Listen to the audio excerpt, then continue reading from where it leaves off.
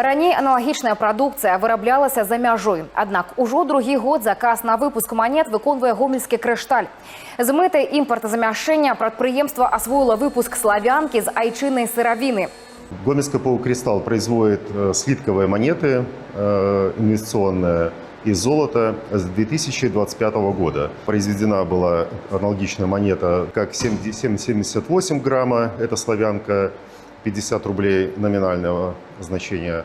И золотая славянка тоже 3000 штук, 15,5 грамма. Все монеты, которые мы производим из давальческого сырья, поставляемого Национальным банком. И поставляются эти монеты только Национальному банку.